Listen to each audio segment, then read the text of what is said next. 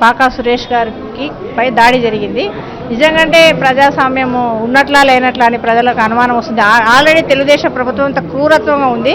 Corporation ఎదురుగా additional SP ఉన్నారు, అక్కడ 2 డిఎస్పీలు ఉన్నారు, ఆ పక్కన రెగ్యులర్ డిఎస్పీ ఉన్నారు, ఇక్కడ ట్రాఫిక్ పోలీస్ స్టేషన్ ఉంది. కార్పొరేషన్లో ఈరోజు గ్రీవెన్సల్ జరుగుతుంది. నిత్యం వచ్చిపోయే జనంలో ఎంత ధైర్యంగా వచ్చి దాడి చేశారంటే ఏ విధంగా పక్కా ప్లాన్ తెలుగుదేశం వాళ్ళు ఎంత దుర్మార్గరికైనా ఓట్ల కోసం ఎంత దుర్మార్గైనా తెగబడతారనేది నిదర్శనం ఇది.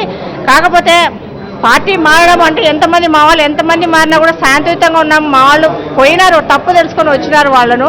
వాళ్ళ ఇష్టం అది. ఓటు అనేది ప్రజాస్వామ్యంలో ఓటు ఎవరి హక్కు వాళ్ళు వినియోగించుకునే హక్కు. ఇది మనది ప్రజాస్వామ్య భారతదేశము.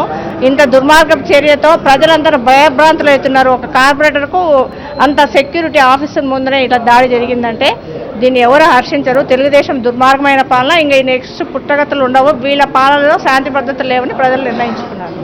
అబ్బాయి తనంతకు తాను ఈ వైఎస్ఆర్ పార్టీలోంచి కొన్ని కారణాల వలన అక్కడికి జంపు కావడం జరిగింది. మళ్ళీ తిరిగి ఈ పార్టీకి తన సొంత పార్టీకి రావడం జరిగింది. వచ్చిన అందరు ఎమ్మెల్యేలు వైఎస్ఆర్ పార్టీ ఎమ్మెల్యేలు అందరూ కలిసి ఎస్పీ గారికి రిప్రజెంటేషన్ ఇవ్వడంగానే జరిగింది. ఈ అబ్బాయి మీద దాడి జరుగుతుందని 2-3 వారాల కిందట ఈ అబ్బాయి సార్ కానీ ఫోన్ చేసి చెప్పడంగానే జరిగింది. నా మీద దాడి చేసేందుకు వాళ్ళు ట్రై చేస్తున్నారు సార్ అని.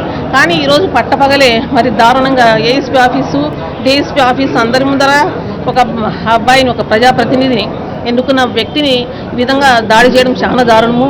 దీనివలన మున్ముందు ఈ రాజకీయాల్లో ఈ విధమైన దారుణాలు జరగడం ప్రతి ఒక్కరు దీన్ని ఖండించాల్సిన విషయము. అబ్బాయికి 2 చిన్న పిల్లలు, వాళ్ళని చూస్తే చాలా బాధ కలుగుతుంది. తెలుగుదేశం పార్టీ వాళ్ళు రూలింగ్ పార్టీ ఉందని కదా అని వాళ్ళ ఇష్టానుసారంగా వాళ్ళు ఈ అధికారులను చేతిలో పెట్టుకుని ఈ విధంగా ఈ ప్రజాప్రతినిధుల మీద ఈ విధంగా దాడి చేయించడం చాలా దారుణం. దీని అందరినీ ఈ వైఎస్ఆర్ పార్టీ మహిళా సంఘాల తరఫున మేము తీవ్రంగా దీన్ని ఖండిస్తున్నాం.